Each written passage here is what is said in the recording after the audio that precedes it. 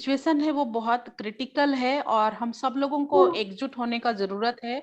और महिलाओं के मुद्दों पे ऐसे हर हर एक बार एक इस तरीके के आयोजन होने चाहिए जहाँ पे बात रखना चाहिए। और ग्रास रूट का सिचुएशन या शहर का जो सिचुएशन है वो बहुत अलग होता है, बहुत तरीकों में अलग होता है। आज भी औरतों को, लड़कियों को मैंने ये गौर किया कि पढ़ाई से लेके या फिर पैर में खड़ा होने वाला जो बात बोलते हैं उसको लेकर के बहुत कॉम्प्लिकेशंस है। मतलब शादी बहुत सेफ पॉइंट देखा जाता है और बिल्कुल मैरिज घर आपको मिल जाएंगे, पर लड़कियों के लिए स्कूल नहीं मिलते हैं।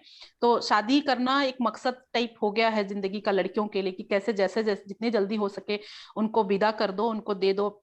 और फिर उसके बाद का वो जो सिचुएशन है वो खुद हैंडल करे। मतलब वो उसके बाद ना इसका ये वाला घर है ना उसका वो वाला घर है, कोई भी घर उसका अपना नहीं है जहाँ पे वो अपनी बातें रख सके। यहाँ भी यही सिखाया जाता है कि आपको बोलना नहीं है, आपको हंसना नहीं है, आप जोर से नहीं बोल सकते, आप आवाज उठा नहीं सकते। और जब ससुराल चले जाते हो तो भी वहां पे सेम सिचुएशन है।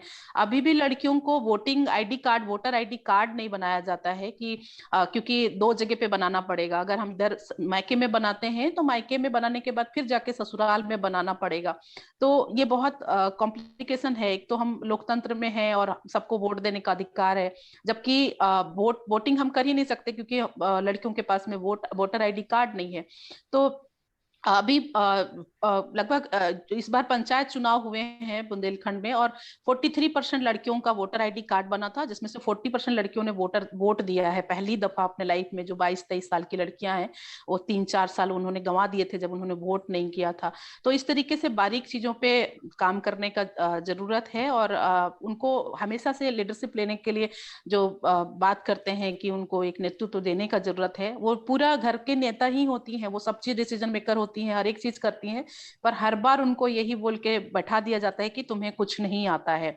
तो ये मोटिवेशन उनको हमेशा देते रहना बहुत जरूरी है कि आप सब कुछ कर सकते हैं और आप में वो कैपेसिटी है, आप में वो क्षमता है, आप बिल्कुल कर सकते हैं। और चीजें किस तरीके से है, हम बस इसमें इतना और जोड़ना चाहते हैं कि जब भी उनको एक मंच देने का जो कोशिश होता है उसमें ये कि उनके, जैसे कल्पना दीदी अभी बोल रही थी कि उनके उनके पसंद को कभी समझ नहीं आते लोगों को यही लगता है कि उनको ब्यूटी पार्लर सिखा दो, सिलाई करा दो और इन सब चीजों को कर दो और ताकि वो कर दे। वो क्या चाहती है, हाँ, वो कभी भी नहीं सोचा जाता। तो एक घर में रखने का जो, बंद करके रखने का जो तरीका है, मुझे भी यही लगता है कि सिलाई कढ़ाई बुनाई जो है वो कैद करने का एक और तरीका है जिसमें कि लड़कियों को बाहर निकलने का कोई अवसर नहीं देते हैं। हम क्यों नहीं उनको ट्रक ट्रक चलाने के लिए सिखा सकते, हम कोई और दूसरे काम के लिए क्यों नहीं बोल सकते कि आप ये करो और ये आपके लिए। इतने सारी कंप्यूटर के ट्रेनिंग भी बोलते हैं कि कंप्यूटर करो और घर में सेफ रहो। मतलब किससे सुरक्षित रहना है हमको, सबसे बड़ा सवाल तो ये भी है कि जब भी हम कहते हैं कि घर से मत निकलो, सुरक्षित रहो, तो ये असुरक्षा किसके लिए है? अगर ये दुनिया मर्दों के लिए जितना है वो ये दुनिया औरतों के लिए भी उतना ही है।